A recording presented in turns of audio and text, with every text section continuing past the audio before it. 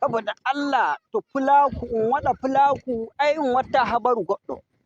irra Dr. Abdullahi Bello Boɗejo to moye pullo ma an noddata e leydi ndi hande ɗum wi ɗum he'aniya way goɗɗum ko ɗume ɗum fulaku nden no ton ɗum anda ɗum wara e leydi ndi seyde ɗum yi o pullo o haaji hulɓe to kai ba ɗum wi hu ɗum he'aniya wato arɗo goɓal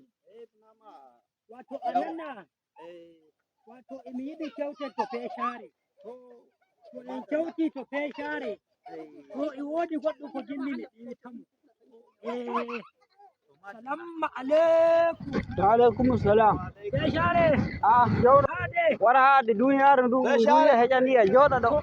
oy mi tawima dey ara adey sey sey kamani hande kam wato hande mi finni e wannare yonki am wato woodi ko wanniyan e nder yonki am yoni ɗum joro on gurto wake a jamo neno hande jam ko saɗɗi wala ɓura kan jam yoodi bo alhamdulillah wato mi tawi ɓernde ma e naawi ɓernde an e naawi mi yiɗa mi tawruma ni hin amma mi anda ko wannuma wato ko wanniyan hulɓe leydi ndi'i ai en ngala goɗɗo pullo meɗuɗo nodda hulɓe leydi ndi o mofta ɓe o wi'a wera ko hani waɗa banda Abdullahi Dr. Bello Boɗejo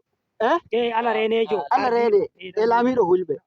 to seyde yi o mooɓi leñol o hawti hoore meɗen o yaara en ƴolde nde kisaten way hey joni kadi woɓɓe ummoyto wayway hamɓe maraɓe ɗo wayway tabital fulaku denno toon tabital fulaku ngal anda e hulɓe leydi ndi tabital fulaku ndi diye leydi ndi woni daga gonɗe nder bone ɓe gari ɓe itti en seyde ɓe ji o neɗɗo way kadi ma a anda way goɗɗo laamiɗo kiiɗo ɓe kocci way hanko ɓe kokki argara nden leydi laamiɗo kiiɗo to ko ƴamaymi denno toon hanko o laamiɗo ko waɗani hulɓe ko o woni dow laamu nden kadi o jogake banki men ɗum leydi biya laamiɗo sunusi laamiɗo sunusi to ko waɗani fulaku laamiɗo kano to dara ma mi ƴamma nana taw mi kammi o jogake nga'a banki nga Najeriya mawnga ba ko o waɗani hulɓe to ko ma ko ƴamaymi on ɗon gonɗo suudu ceede giiɗa waɗana hulɓe ra laawi in sukki ra duddude en wari gaɗa noon ma ko o waɗani hulɓe dow wiyata goɗɗo ɗuma hokkimo ay mi nani banda hanko ma yoodi goɗɗo gomna Isa Yuguda kam ma way gomna o waɗi fa duuɓi noye waɗi ko o waɗani pulaku to diwal makko Bauchi amma to Allah reene Dr. Abdullahi Bello Boɗejo ko kansula o meeɗa waɗi raaru kajal ngal o haajanta no boyruɗa o waray o moytanma gonɗi to min ɗo hande dole ɓurtoɗen fa gaytinen hulɓe to dara woni ko gimmi mi wi'a hulɓe bandiraɓe meɗen wato ta a jaɓo e yaruma a nder ɗowdi in hoccuma on fernuma e nange